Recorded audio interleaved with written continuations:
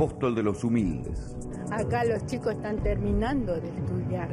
¿Por quién? Por esa líder que está detenida. Corrupta. No se pueden manejar recursos públicos por millones de pesos sin rendirle cuenta a nadie, llevándose todo el mundo por delante. Presa política. ¿Milagro Sala es una presa política?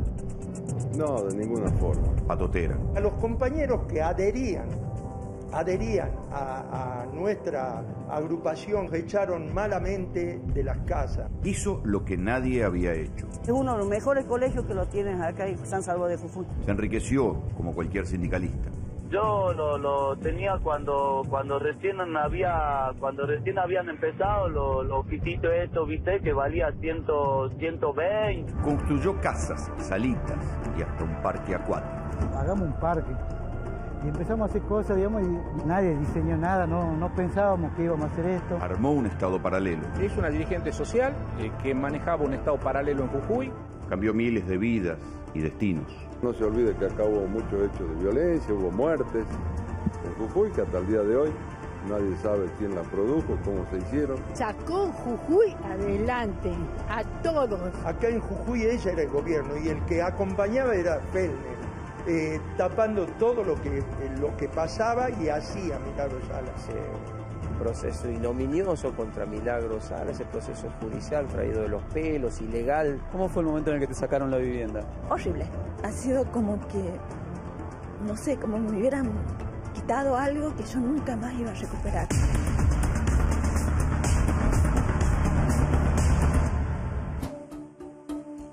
Si antes uno podía especular con que, bueno, el Papa simpatizaba con Milagro Sala, porque primero fueron los curas de la Opción por los Pobres los que le salieron a defenderla, y después hubo una mediación de la pastoral social para interiorizarse de la situación de Milagro Sala, que como ustedes saben está presa en Jujuy, acusada ahora de haberse robado 29 millones de pesos, como nosotros les contamos la semana pasada. Lo que sucedió este fin de semana es todavía mucho más interesante, porque habla ya de un apoyo mucho más explícito del Papa Francisco. ¿Por qué? Enrique Palmeiro es un colaborador muy directo, y quienes se mueven en el mundo sutil de la Iglesia Católica en la Argentina saben bien quién es Enrique Palmeiro. Enrique Palmeiro es el hombre que trabaja con el Papa en un proyecto que a nivel global se llama Escolas Ocurrentes, que es una red global de escuelas. Palmeiro empezó trabajando cuando Jorge Bergoglio era primado de la Argentina en este proyecto, ¿no? Bueno, la cuestión es que Enrique Palmeiro había ido a visitar al Papa la semana pasada, antes de que el Papa partiera rumbo a México, que es donde está ahora, que dicho sea de paso, como ustedes saben, hoy mismo hizo otra vez un apoyo al ala más progresista de la Iglesia Católica en San Bartolomé de las Casas, reivindicó a un obispo de la Opción por los Pobres también. Bueno, entonces el Papa, ya sabemos lo que piensa sobre la cuestión de los pobres, le dio a Enrique Palmeiro uno de sus típicos rosarios bendecidos, y Enrique Palmeiro, ni bien llegó del avión que lo traía de Roma, se fue a la campe de Milagro Sala y le entregó el mensaje del Papa con el apoyo, o con la preocupación, mejor dicho, del Papa Francisco por Milagro Sala a la gente ahí en el acampe de apoyo a Milagro Sala. Incluso preguntó por un vocero de la Tupac Amaru, que no estaba. El encuentro quedó grabado en un video, o sea que no es un encuentro casual. ¿Cómo hay que interpretarlo esto? Claro, lo que el Papa viene viendo es que en diferentes instancias hizo llegar mensajes. Estos son los mensajes públicos, habrá que ver si no hay mensajes privados. En el mundo de la política hay mensajes, y sobre todo en el mundo del Vaticano, hay mensajes mucho más silenciosos, subterráneos, que por lo visto Mauricio Macri y sobre todo el gobernador de Jujuy, Gerardo Morales, han ignorado.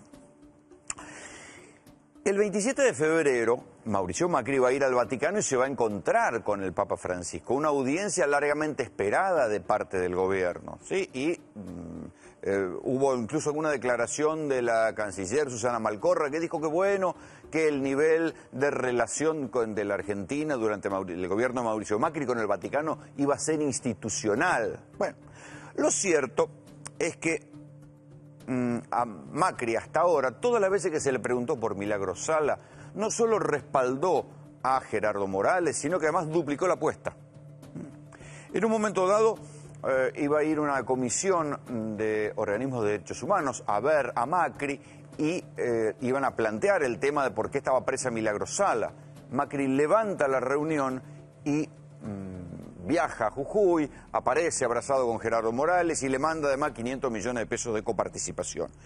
Hay que decir que seguramente el tema de Milagros Sala va a ser un tema de conversación, se supone, en el encuentro entre Macri y el Papa, porque los gestos que ha hecho el Papa hacia Milagros Sala han sido sistemáticos. Nosotros acá la semana pasada contamos las dos versiones que hay en Jujuy sobre ella, entre los que la apoyan y dicen que hizo obras que nadie había hecho y los que dicen, bueno, está bien, hizo obras que nadie había hecho, pero se robó un montón de plata. Estas son las dos versiones para sintetizarlo.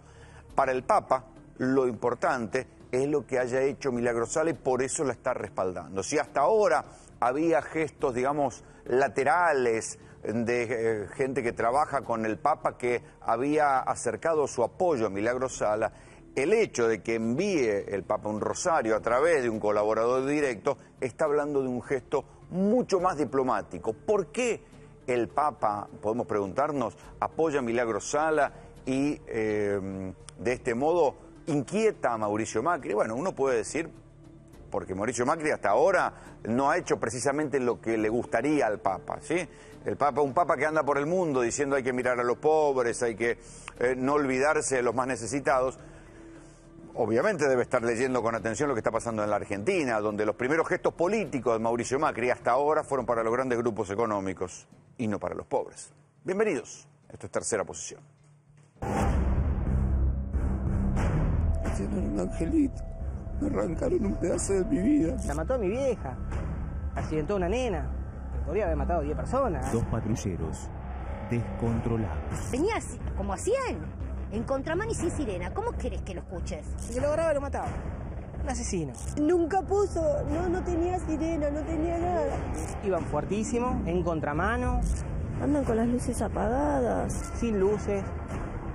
Desastre hicieron estos muchachos. Era un bebé. Era mi bebé. Lo único que me acuerdo es que yo estaba con mi bebé en brazos y mis chiquitos que estaban al lado, que estamos por cruzar.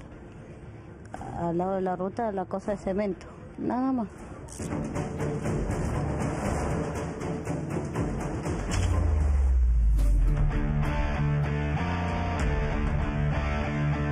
Y ahí le pega de la nada. Él estaba así, prácticamente casi con las manos en los bolsillos, y apareció inconsciente en el piso. ¿Pero es trapito este hombre?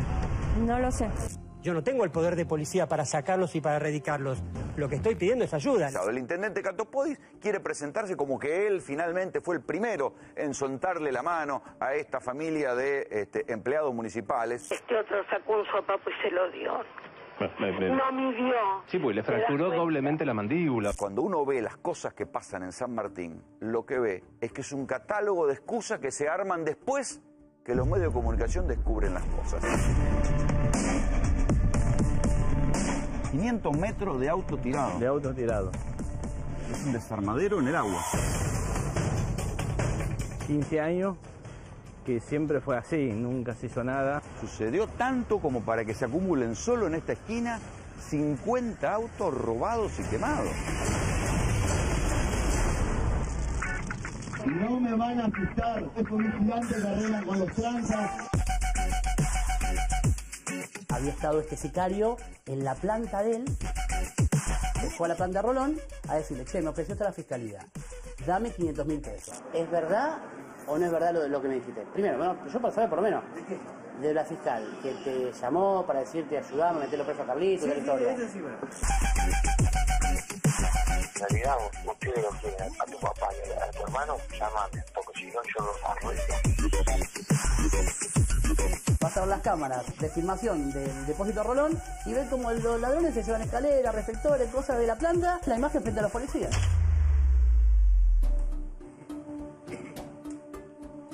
Cuando uno conoce un poco cómo funciona el conurbano o aquellos lugares del conurbano donde parece que la política no llega, o si llega es porque llega para recaudar, hay un triángulo muy clarito que tiene que ver con los políticos, con los policías y con el dinero.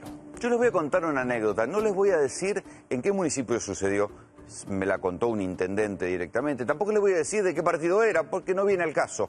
Este intendente hizo lo correcto, ¿sí? Resulta que cuando asume este intendente, un intendente nuevo, reúne a todos los comisarios que trabajan en su municipio, ¿sí? Y les dice, díganme, ¿cómo es posible que yo sepa dónde se hacen las fiestas clandestinas? ¿Cómo es posible que yo, como intendente, sepa dónde se venden drogas, dónde están los desarmaderos? Vale decir, sepa más o menos dónde suceden buena parte de los delitos que generan inseguridad en este partido, y ustedes no. Y ustedes no hayan hecho una sola denuncia al respecto. Los comisarios todos se quedaron muy inquietos y se pusieron todavía más inquietos cuando este intendente, insisto, no importa el partido, ¿sí? Porque para estas cosas no tiene que importar el partido, les dijo, y ni se les ocurra traerme un sobre con plata. ¿Por qué? Porque es una práctica común, lamentablemente, en el conurbano, que haya como una especie de acuerdo de gobernabilidad a través del dinero entre la policía y la política, ¿sí? Entonces, cuando hay policías corruptos, es muy común que le hagan llegar el sobre adecuado al intendente para que el intendente no proteste, no arme quilombo y las cosas puedan seguir así. Esto es lo que explica muchas veces por qué hay tanta diferencia entre un municipio y otro en cuestiones de seguridad. Yo hago foco en San Martín desde hace un tiempo porque se ha dado una mezcla curiosa ahí de villas que son territorio liberado para los narcos. Policías corruptos, tan corruptos son que ha habido una causa federal que ha metido 10 policías presos por corrupción y por proteger a los narcos, como no sucede en ningún otro distrito de la provincia de Buenos Aires. Desarmaderos, ustedes veían por ahí un increíble paseo que hice hace un par de semanas por un desarmadero acuático. Digo acuático porque tiraban los autos desde hacía 3 o 4 años, tiraban los autos ahí en una especie de arroyo. ¿Qué quiero decir? Que San Martín es un lugar donde las cosas se han desmadrado, no necesariamente de la gestión del actual intendente, Gabriel Catopodis, y no todo puede ser atribuido al intendente, pero hay cosas que tienen que ver, sí, con una incorrecta manera de plantarse, tal vez, ante ese poder que representa la policía corrupta. No sé, son preguntas que me hago. Con Damiano Detti, que es abogado penalista, hemos trabajado mucho la zona de San Martín y él mismo me ha abierto los ojos sobre este triángulo que a veces se arma, al cual vos incorporás también los fiscales. Así es, fiscal como integrante del Poder Judicial. En Provincia de Buenos Aires el Poder Judicial está incluido también el Ministerio Público. Y vos hablaste de una palabra que, mirá, no lo hablamos antes porque nos vimos recién, el desmadre. El desmadre, eso es lo que ocurre. Cuando, se jactan los jueces, y la Corte Suprema es el máximo órgano institucional que decide qué es correcto o no, o qué está fuera de la raya o no. A veces un cineasta pudo conseguir la libertad de una persona por toda una causa armada por la policía, o sea, tuvo que llegar al cine para que la justicia se haga eco. Cuando el Poder Judicial está desmadrado, se desmadran los fiscales. Cuando los fiscales se desmadra la policía. Y en ese momento ocurre un quiebre entre la gobernabilidad local, que es la intendencia, y la provincial. Podemos agregar a la nación, pero vamos a quedarnos ahí. Entonces, ¿qué pasa cuando un intendente tiene enfrente a toda la corrupción provincial? Puede ser dos cosas: unirse o quejarse. O quejarse o cubrirse. Que eso es lo peor. Porque el problema es cuando no se queja. Y vamos a mezclar queja con reclamo, ¿está? Porque debería reclamar. Pero ¿qué pasa cuando el intendente no reclama? ¿A quién va a reclamar? Porque vos dijiste bien, el intendente debe vivir en el municipio, los fiscales y los jueces también deben vivir en el municipio. Y también los ciudadanos debemos saber dónde viven los fiscales y los jueces, porque ahora los jueces se están mudando todo a Nordelta, a Pilar, a zonas alejadas, para decir, acá yo no vivo, pero juzgo acá. Entonces tiene que conocer cómo es la cosa, porque los jueces fueron los que dieron el puntapié inicial para que este desmadre ocurra. O sea, si vos tenés a la policía que es corrupta y no tenés un fiscal que se dé cuenta de la corrupción y que diga, pará, frená, no soy tonto, después está el juez que pone las aguas como corresponde. ¿A qué viene todo esto? Nosotros nos hemos preguntado cuánto tiene que ver esta situación, este fenómeno inédito de dos patrulleros que atropellan gente, andan con las luces bajas, deambulando en operativos que no se conoce exactamente a qué van y atropellan. Una semana, una señora mayor, 80 y pico de años. A la semana siguiente, un pibe. Supongamos que el pibe estaba jugando y puede haberse cruzado, pero la semana anterior habían atropellado a una mujer. Algo funciona mal en los protocolos policiales, algo se desmadró ahí también. Pero para hablar de policía desmadrada, mejor vivan el territorio de la Cárcova.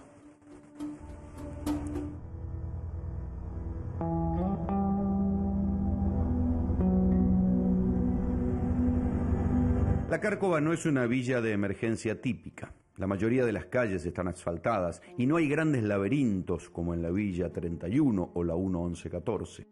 En la Cárcova hay pobreza, sí, pero hay también peligrosos bolsones de marginalidad extrema. Gente que en lo más bajo de la pirámide social, en el peor extremo de la marginación, llega a vivir y comer de lo que saca de las inmensas montañas de basura del Seamse. Mira todo lo que había, boludo. Hace unos años, un ex convicto, Carlos Rolón, comenzó a organizar a los cartoneros de la Cárcova en una cooperativa para reciclar basura. Le iba bien, hasta que empezó a denunciar a los narcos y a los policías que lo protegían. Rolón y su hijo terminaron presos con causas armadas y su depósito fue incendiado por policías que quedaron filmados en las cámaras de seguridad. ¿Y saliste al final? Salí, gracias a Dios se hizo justicia. Y bueno, te quiero dar la gracia, que gracias a la nota se pudo aclarar mi inocencia. ¿Este es el depósito incendiado? Este es el depósito que le daba trabajo a 180 personas.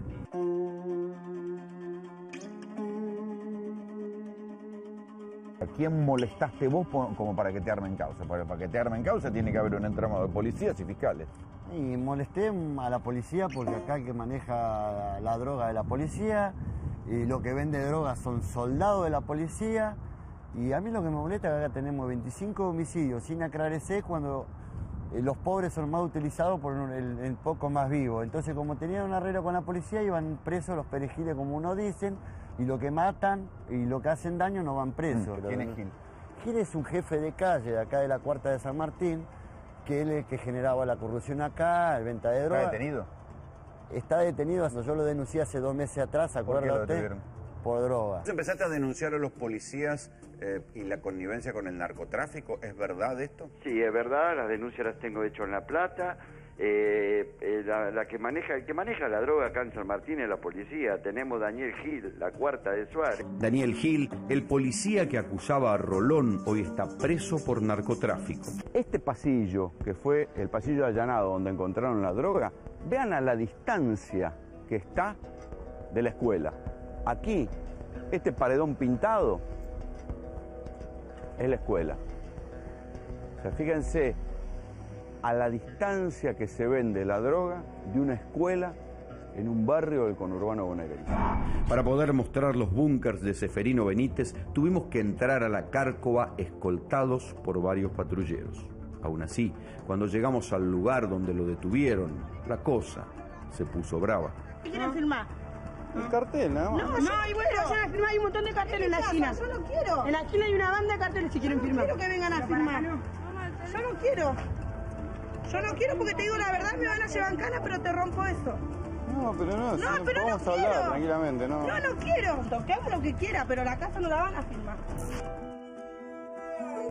En este pasillo, como ustedes vieron, bueno, nos acabaron de echar, pero acá quedaba la carnicería y verdulería El Gauchito, del famoso Ceferino Benítez. A partir del lugar ese de Ceferino Benítez es donde, y los allanamientos que hubo, es donde se empieza a desarmar y a entender qué era lo que pasaba con la situación del narcotráfico en la Cárcova.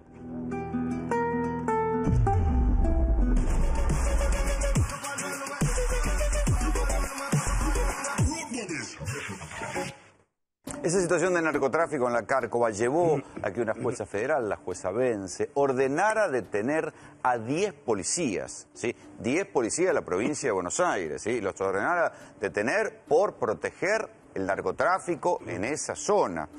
Previamente, algunos de estos policías habían incendiado un depósito de reciclado de basura. ¿Por qué?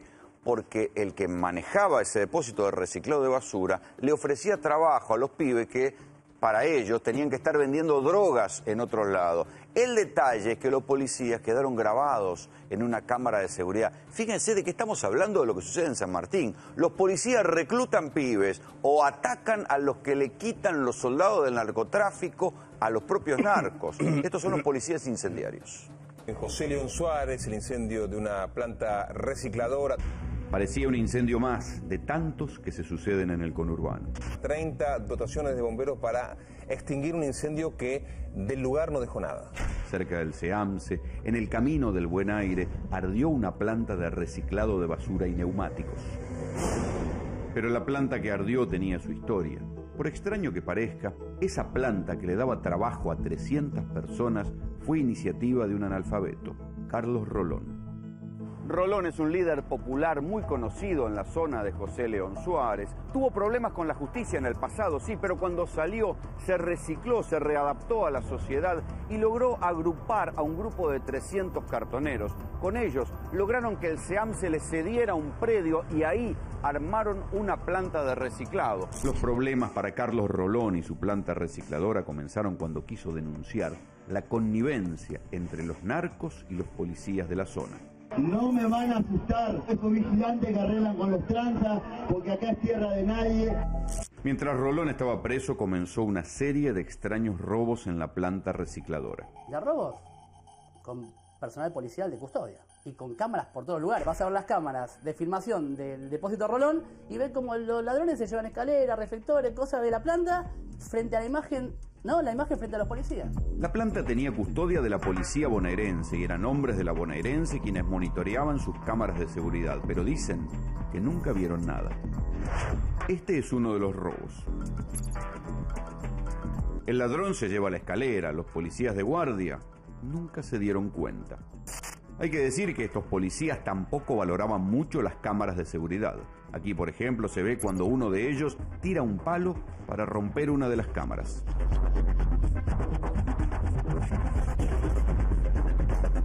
Acá vemos cuando otro sacude una cámara y no precisamente para arreglarla. Luego de los robos y las agresiones a las cámaras vino algo peor, el incendio.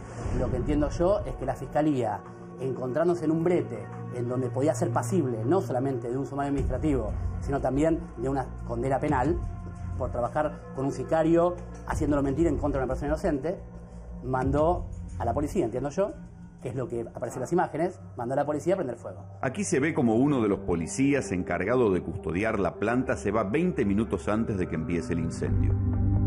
Luego, las cámaras de seguridad comienzan a apagarse. El incendio está por comenzar. Un minuto después de que se apagan las cámaras, vemos cómo la garita queda vacía. Comienza el incendio. Al minuto de iniciado el fuego, este policía de civil sale corriendo. Y hasta ahora, lo único que había de certeza para demostrar de que este sicario que lo denuncia y a las 2 horas va a la planta a extorsionarlo, que no sé si la plata era para él o también para los fiscales, en acuerdo con los fiscales, porque eso no lo vamos a ver nunca. Por eso te digo, esa pregunta puntual se tendría que preguntar al fiscal general y a los fiscales de la UFI 8. No sé bien, digamos, cuál habría sido el arreglo, pero lo cierto es que el tipo entró caminando a las 6 de la tarde y la fiscalía lo sabía desde el día 30 y el día 2 de enero. Y después se prendió fuego la planta, justamente el foco más grande de incendio, donde estaba el equipo de filmación que tenía registrado el video. Moraleja, esto pasa cuando alguien quiere denunciar a los narcopolicías. Puede terminar preso con una causa armada y los que lo tenían que cuidar se pueden volver sus peores enemigos.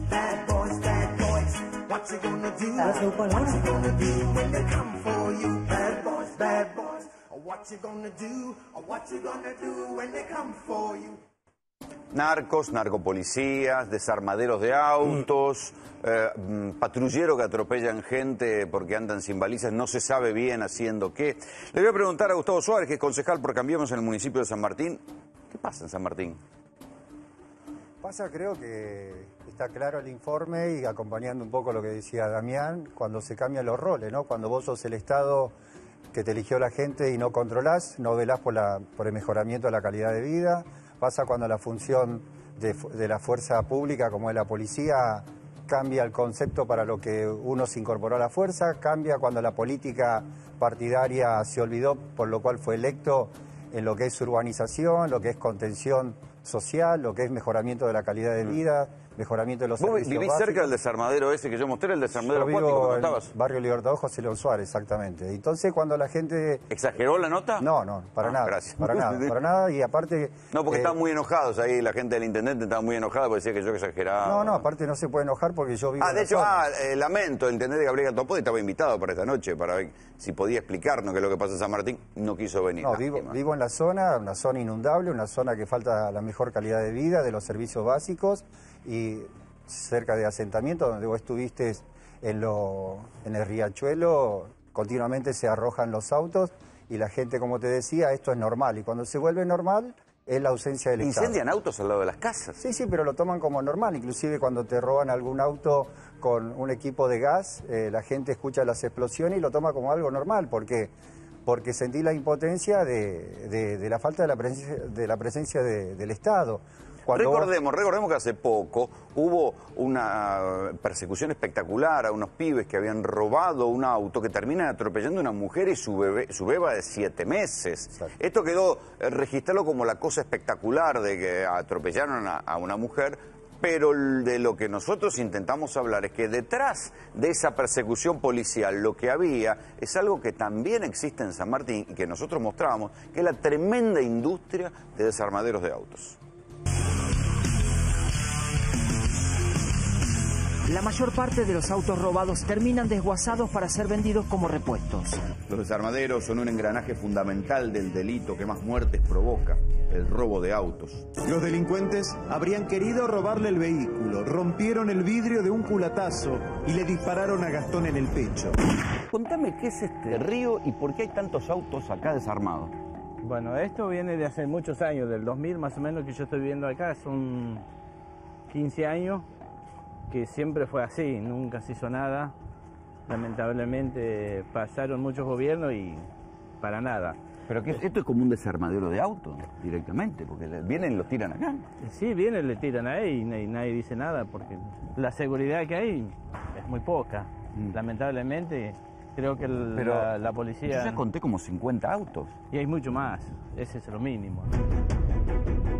Esto hay que ser claro, si uno ve que hay semejante cantidad de autos quemados en un lugar, la policía lo que tiene que hacer es poner un patrullero para que no vengan más acá a desarmar y tirar autos. Esto es 2 más 2, muchachos, ¿eh? No hay, tu tía, no es que esto sucedió una vez y no sucedió más. Sucedió tanto como para que se acumulen solo en esta esquina 50 autos robados y quemados. ¿Me van a decir que un auto quemado nos llama la atención? ¿Ustedes vieron alguna vez lo que es un auto cuando se quema? El quilombo que arma, lo que arde, el fuego que genera. Acá tenemos patente. Si alguien quiere saber, recórtate ese.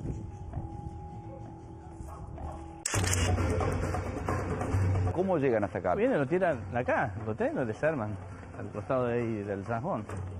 Ah, lo desarman acá y Sí, después lo tiran. Le tiran, le prenden fuego y lamentablemente nadie dice nada. Vean esto. Está clarita la marca de las 4 ruedas. Y si no me creen, estos son los alambres que quedan cuando uno termina de quemar un neumático. O sea, acá había un auto, este auto lo quemaron y vamos a ver dónde puede estar. Tirado en el agua. ¿Dónde va a estar el auto? Este ni lo tiraron. Tuvieron que poner todo nuevo. Lo prendieron acá y quemó la ventana. Quemó la ventana, Como ven, no lo alcanzaron a tirar al Sanjón, ¿eh? Este lo tiraron acá.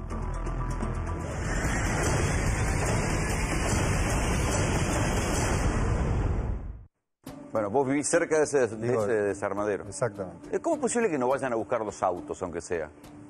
Para dar una señal de que acá no se puede desarmar más. Pero como te dice la gente y como decís vos, ¿por qué no hay un patrullero? ¿Por qué la convivencia del Estado con la policía, donde es normal, inclusive en otra área de lo que es el SIAMSE? Y ahí hay que decir que hay dos policías, ¿sí? Porque está la policía que depende de la provincia, ahora puede decir, bueno, Ritondo asumió hace poco, todavía le falta manejar toda la botonera.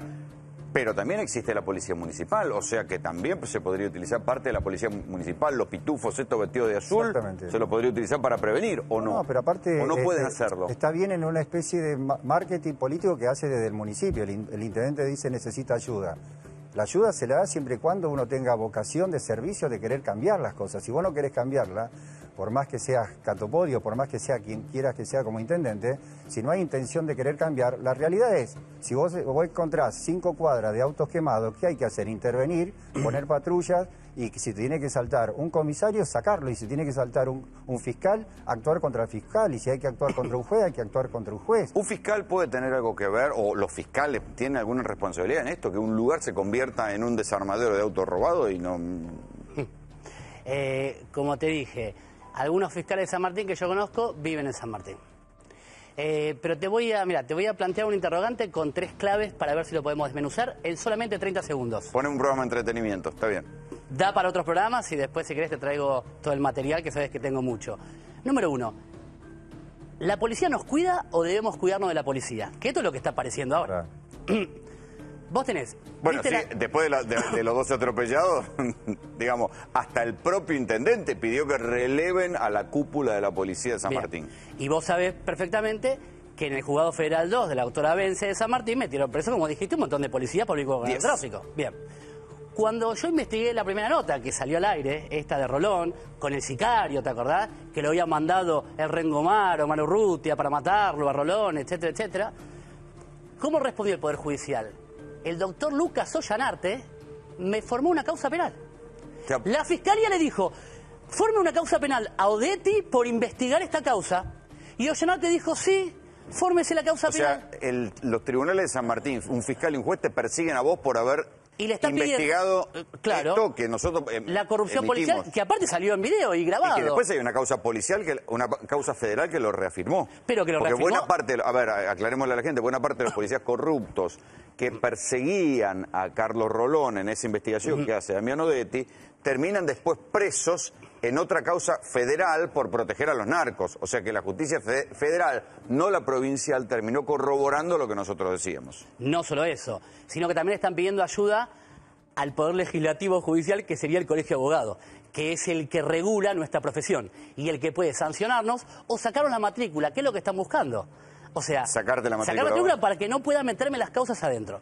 Eso, número 1. Perdón, Lucas Ollanarte, que lo metió preso a Rolón, lo liberó en la misma causa, lo volvió a meter preso, lo volvieron a liberar, lo quiere volver a meter preso. Acaba de liberar hace 3 meses a Omar Urrutia, a este sicario, a este narco que le pagó al sicario. Y está ya matando gente en la Carcova. ¿Cómo se llama el juez? El juez Lucas Ollanarte, de Garantías 2 de San Martín.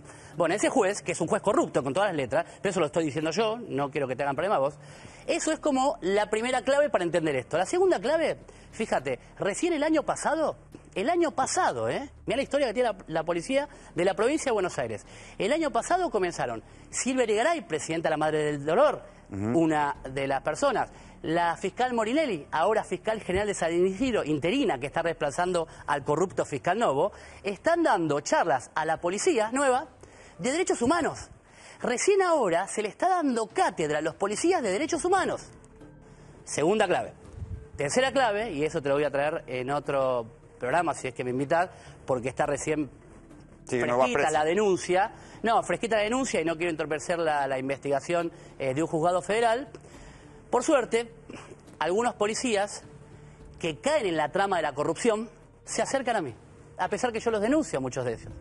Y hay un policía de narcotráfico que lo están persiguiendo, que le hicieron la cama a sus mismos compañeros, incluidos con fiscales de San Isidro, y dijo, Damián, ¿sabes qué? Yo sé que vos nos denunciás a nosotros, pero esta es la posta. Entonces tengo grabaciones, filmaciones, escritos con consentimiento de él, que están yendo todos al juzgado federal con una denuncia formal. Y ahí te voy a traer después videos con foto, con nombre, con apellido, hasta dónde llega la corrupción y por qué, si hoy en día decimos que la policía debe cuidarnos, más vale cuidémonos de la policía. Hasta hace un tiempo los intendentes podían decir que no podían hacer nada en la cuestión de seguridad porque no tenían policía propia. Ahora tienen una policía propia.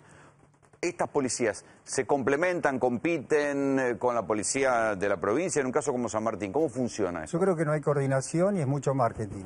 Mucho marketing político, donde mucha gente denuncia que las cámaras no funcionan, donde la patrulla no actúa donde tiene que actuar. Por ejemplo, nadie puede dudar que viendo este documental, este informe, no haya patrulla. Bueno, nosotros no tenemos patrulla. ¿Ustedes en ese barrio, en el barrio del desarmadero acuático, no hay patrulla? No, inclusive la muerte, el bomberito donde salvó fue la entrada del barrio Libertador. Claro, porque se estaban metiendo al barrio. O sea, ese, el caso este que contamos, la mujer que es revoleada por el aire por un auto en fuga, perseguido por patrulleros, iban a meterse en ese barrio para desarmar el auto robado. Y tengo que informar también que esto es porque sale a la luz, las cosas que no se entera, porque la gente cuando va a la esquina a tomar el colectivo y le roban, el bomberito hizo una acción solidaria y al otro día, a la semana fue... Le robaron el celular, pobre pibe. Entonces, ahora tenemos el caso de fallecimiento de una vecina Betty en Ballester, en una zona tan transitada como es cerca de la calle Mitre, que conduce a la vía del ferrocarril. Ahora nenito Luciano, también de 7 años, de 6 años. La verdad que, como decía Damián, la policía está para cuidarnos o tenemos que cuidarnos de ella. Pero sigo diciendo lo mismo, son decisiones políticas y acá, si el intendente Catopodis necesita ayuda, nosotros estamos para acompañar. Inclusive mañana nos reunimos con el presidente del bloque de Cambiemos, Daniel Moyo, quien automáticamente se puso a disposición de la familia y estamos pidiendo, cuando queríamos hacer un pedido de informe, por el caso donde actuó el bomberito, un pedido de informe por la vecina Betty, ya tenemos que hacer un pedido de informe por otro nene fallecido. Tremendo. Y la verdad es que no estamos entrando en cómo solucionamos el tema del desarmadero y hace poco también se coparon la comisaría cuarta de Suárez, un muerto por el narco en el barrio Independencia. La verdad es que si es una cuestión política, donde justamente vos decís los pitufos, que son chicos que a veces en cada esquina están con los celulares y hay que comprarle por ahí un sándwich y una coca porque tampoco son de la zona, no son de San Martín, la verdad es que los comisarios no viven en San Martín, muchos policías no conocen y el distrito hay que intervenir en muchos lugares donde el narcotráfico y el reparto de droga es una constante. Ustedes agarren las motos que circulan en nuestra zona y saben que se está repartiendo, pero esto cualquier vecino lo conoce. La verdad, y sigo diciendo lo mismo, el intendente es el responsable máximo de nuestro distrito. Tiene a todos los concejales a su disposición, pero la pregunta es, si uno tiene ganas, interviene donde tiene que intervenir. Y la función pública es para estar al servicio de la gente. Muchísimas gracias por venir. Una pregunta que tengo ya al concejal acá de San Martín. Se me va el programa. Una sola pregunta, mire. Una buena propuesta, y hablando de los pitufos, investiguen respecto a cómo ingresan los pitufos. Hay un requisito solamente que es tener el secundario completo. Hay muchos que compran analíticos truchos ya 8.000 pesos. Y lo segundo, sáquenle los teléfonos celulares a la policía. Perfecto. Que la policía esté mirando a la gente, mirando lo que pasa, no mirando el celular con mensajero de texto. Mientras trabaja la policía, que no esté con el teléfono en la mano. Por eso es el que también puede haber curiosos accidentes. Por eso es el pedido de informe al director de seguridad, exactamente José María Fernández. Yo digo, va como el cuerpo legislativo, hace una ordenanza para que se prohíba los celulares. Vamos a hacer el pedido de informe, pero a través de él al intendente Gabriel Catopodis. Muchas gracias por venir. Mientras tanto, el otro problema político, el gran problema político que está enfrentando este primer tramo de la gestión de Mauricio Macri es la inflación. Tanto es el problema de la inflación que se acuerdan de Guillermo Moreno, que ha venido aquí. Bueno, Guillermo Moreno hoy por hoy hasta puede salir a hablar de inflación, que claro, lo que vino después fue muy parecido a lo que tenía él. Escuchen a Guillermo Moreno hace un ratito nomás en Intratables. ¿Tan mal hecho estaba el IPC como dice Graciela Beoca? ¿De cuál hablamos? El IPC nacional. ¿El que hacía ella? Horrible. No, el que hacían ustedes. ¿El que hacíamos nosotros, nuestro gobierno? Sí. Impecable. ¿El IPC nacional, el que modificó Kicillof? Los dos, todos, impecables todos. El IPC nacional estaba bien. El IPC GBA, que es el índice de precios al consumidor. Era el anterior. Vamos de vuelta. El IPC GBA se hizo desde el año 2000, base 90, hasta base 2010, me parece. Y después 2010 hasta el nacional, que no me acuerdo de haber sido 12 por ahí. Todos los IPC del gobierno nacional y popular, sean el Gran Buenos Aires, el aglomerado de Buenos Aires, que era capital, y los distritos del Gran Buenos Aires, o el nacional, fueron impecables. Ahora, ¿por qué había, según AT, dice, personas que trabajaban para usted, como Ulises Valentín, Aníbal Nebelev, Marcela Filia, conducidos por un señor Hernán Brahim, que usted lo conoce, ¿no? Hernán Brahim, sí. Sí. ¿Es cierto que estas personas que le nombré recién intimidaban a técnicos, eran especies de data entry que no estaban cargando la datos? única denuncia penal en sede policial la hizo Beatriz Paglieri cuando la quisieron tirar por la escalera. A una señora, no una niña, una señora, la quisieron tirar por la escalera cuando hacía una semana, 15 días, que estaba trabajando sola en el INDEC, después de un informe reservado que yo le hice al presidente. Usted no tenía una patota, entonces. No sé, eso no es ninguna pregunta. ¿Qué pregunta es una pregunta. Si usted tenía una patota que intimidaba a los técnicos de Pero ATE. yo cómo voy a tener, yo era secretario de Comercio, te estoy diciendo Y tenía una persona de confianza como Hernán Brahim. Hubo gente que lo denunció.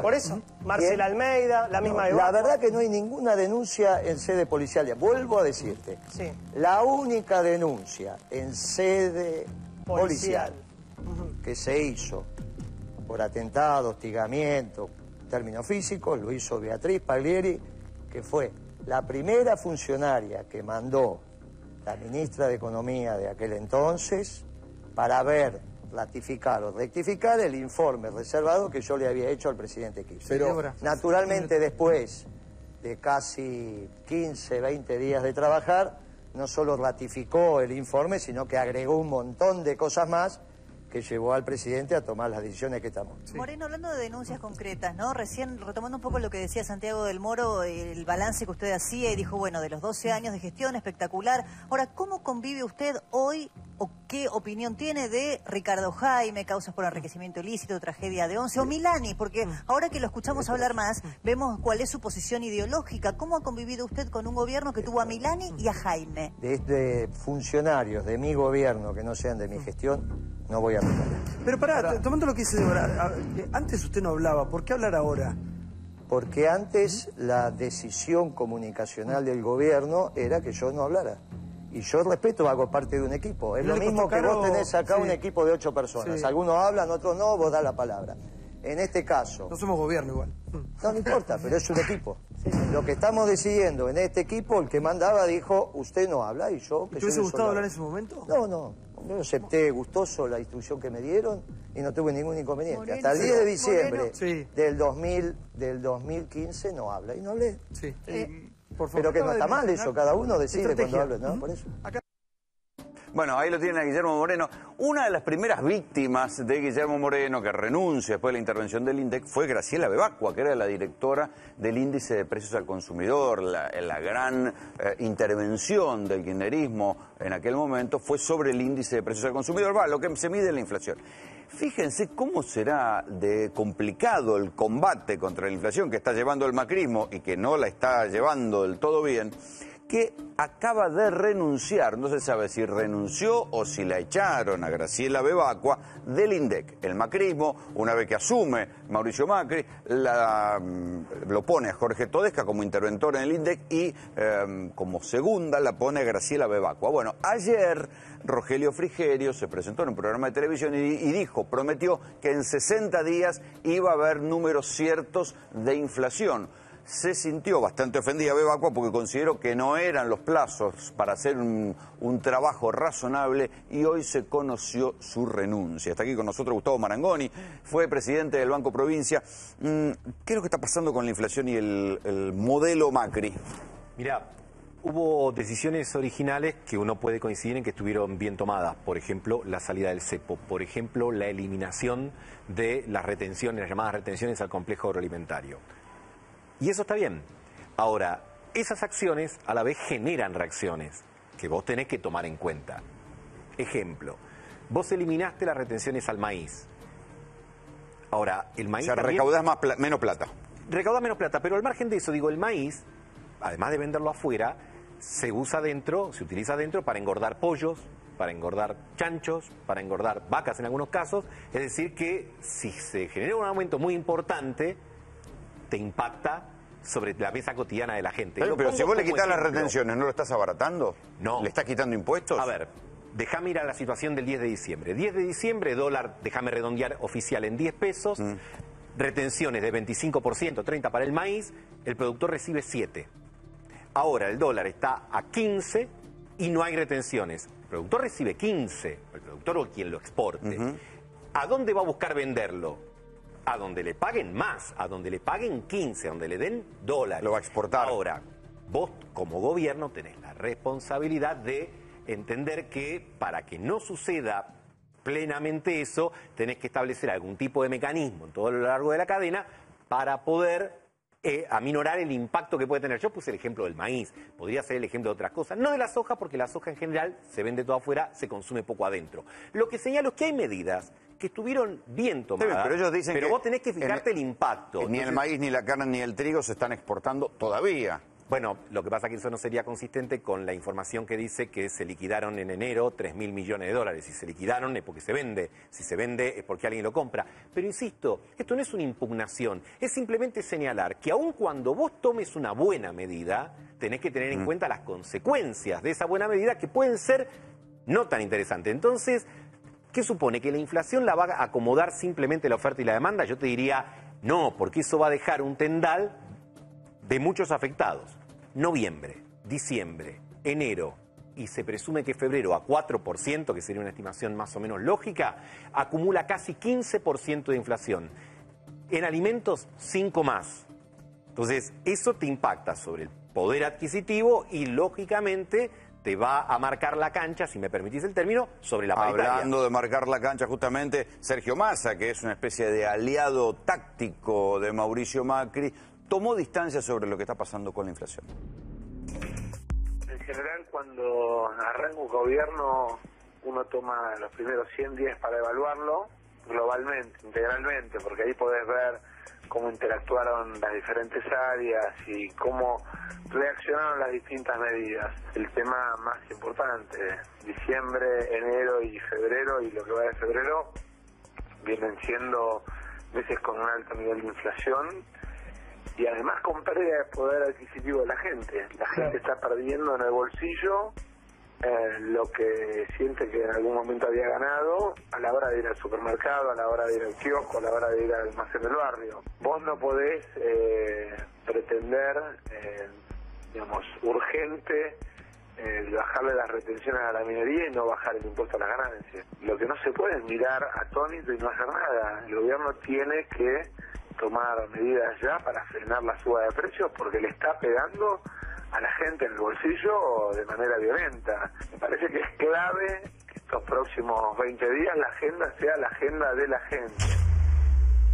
Claro, para los que en algún momento van a tener paritarias, pueden recomponer lo que hayan perdido en estos meses por inflación. Pero ¿y aquellos que están en economía informal, que no tienen acceso a las paritarias? ¿Qué pasa? ¿Cómo se deteriora el poder adquisitivo? Se lo voy a preguntar a Ricardo Alper, especialista en financiamiento para la vivienda e infraestructura popular. ¿Cuánto sufre la inflación las clases más bajas? Mira, las clases más bajas la sufren mucho y al mismo tiempo son aquellos sectores donde es más fácil resolver el problema. ¿Se entiende? O sea, la complejidad de hoy es, digamos, cuando vos tenés una familia pobre, ¿sí? Con un nivel de ingresos, hoy en día, digamos, una familia pobre es la que no gana 10 lucas. ¿Se entiende? No importa si gana 4, no importa si gana 7. Familia, y juntan, ¿no?, entre todos. Claro, si entre todos juntan 10 van a zafar de alguna manera, aunque no accedan a lo que es la riqueza estructural, porque si vos tenés 10 lucas pero no tenés una casa, vivís en una tapera, en un asentamiento, digamos que con las 10 lucas comés y nada más.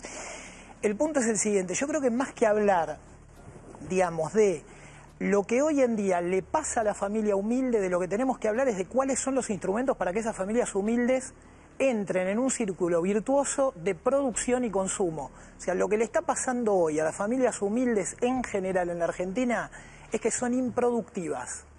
¿Se entiende? Changas, o sea, viven de changas. Claro, viven de una changa que, por ejemplo, todo lo que es vinculado al comercio, la semana pasada estábamos acá con el tema de los manteros, debemos tener en la Argentina, no sé, 1,5 millones, 2 millones de personas que trabajan todos los días, pero no producen valor. ¿Qué es la inflación? Que la gente se cansa pero no crea riqueza. Entonces, cuando vos vas al supermercado, no hay riqueza a disposición.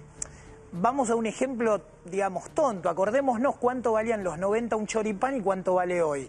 Pasamos del choripán $1 al choripán entre 25 y 40. Bueno, yo no creo que el nivel de ingreso se haya multiplicado entre 25 y 40 veces, lo sabemos todos. La pizza de Ujis es tal vez el mejor ejemplo. Ahora, ¿qué ocurre?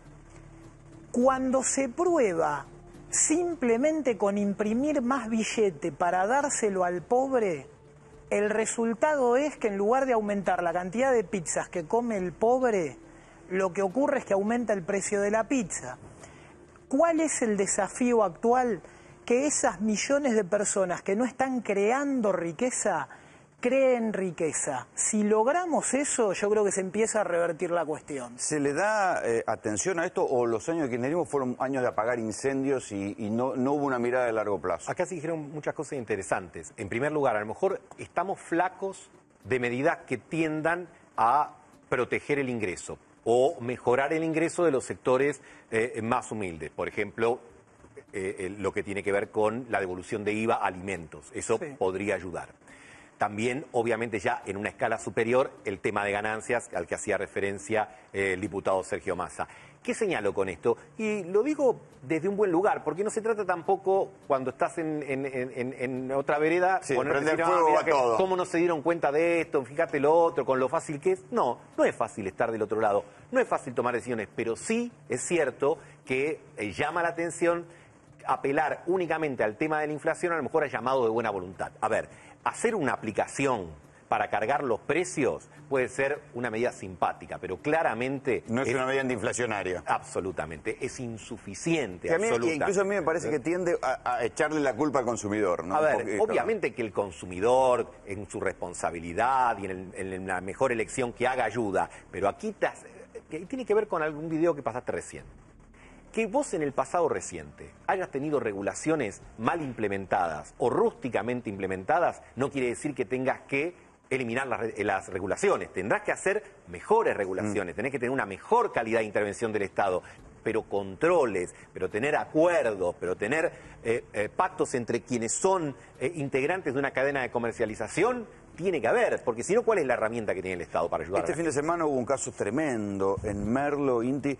Un pibe termina muerto producto de una disputa entre bandas que se disputan un asentamiento. La cuestión de la vivienda sigue siendo tan explosiva como era a fin de año, no pasó nada. Macri también dijo, bueno, vamos a construir viviendas. De la vivienda nunca más se habló. A ver, digamos, no me toca a mí hacer ningún tipo de anuncio de nada de lo que el gobierno esté pensando. Lo que creo es que el gobierno se dio cuenta de que hay dos temas donde tiene que trabajar. Infraestructura y vivienda. Digamos, vos sabés que yo estoy bastante vinculado con universidades, con equipos técnicos, y sabemos que se está intentando trabajar a fondo. ¿En qué, fundamentalmente? En tratar de atar tres... Mira, recién pasó algo muy interesante cuando vimos lo de San Martín. San Martín no tiene crimen y tiene narco solamente porque hay policías, jueces o fiscales corruptos, que los debe haber, o por errores políticos que pudo haber tenido una o dos gestiones para atrás, o la actual que ya está repitiendo. San Martín tenía hace 5 años el primer PBI de la provincia de Buenos Aires. Epa. Claro, San Martín era el primer PBI de la provincia de Buenos Aires. Y cuando la gente, digamos, lo que tenía que hacer era urbanizar las 82 villas y asentamientos que tenía San Martín, nunca hubo un programa de fideicomiso al costo para urbanizar San Martín. Entonces, si vos en un lugar tenés plata, consumo de droga, y la gente lo único que puede hacer es comprar estupideces chinas importadas en Garbarino, porque no puede ponerle agua potable a la casa, puede comprar un acondicionador de aire, pero no puede poner los cables, estás en un problema. A ver, me parece que lo que tenemos que hacer es un esfuerzo en empezar a ver esto que básicamente tiene que ver con lo siguiente. Si los docentes están discutiendo hoy paritarias, los docentes dicen, nosotros en el 24 no cerramos ni a palos. La realidad es que el 46% de los docentes de la provincia de Buenos Aires alquila. Perdón, el 46%, que el 46% alquila no quiere decir que no habrá un 20% que vive en la casa del papá. ¿Se entiende? O sea, más de la mitad de los docentes no tienen casa propia. ¿A los docentes les aumentaron los alquileres el 30%? Sí. Entonces, la gran pregunta es, ¿solo vamos a ir a discutir una paritaria solamente discutiendo el salario nominal o vamos a hacer un plan de viviendas para los docentes que por ahí cierran en un 24 pero con un crédito de casa propia? ¿Por qué se acumula tanto déficit de vivienda en la provincia de Buenos Aires? En realidad lo que ha pasado, no solo en la provincia de Buenos Aires, sino en el conjunto de la Argentina, es que en los últimos años el crédito hipotecario se ralentizó, se dio poco, vamos a hablar más fácil, porque por muchos motivos. ¿Por la inflación? Sí, pero uno todavía más importante, porque las casas en general se tasan en dólares. Los últimos años tuvimos distintos tipos de cambio. Presidente de un banco, yo te doy un préstamo o te daba un préstamo hipotecario a vos por el equivalente a $100.000 a 10 el oficial, porque yo te lo tenía que dar al oficial.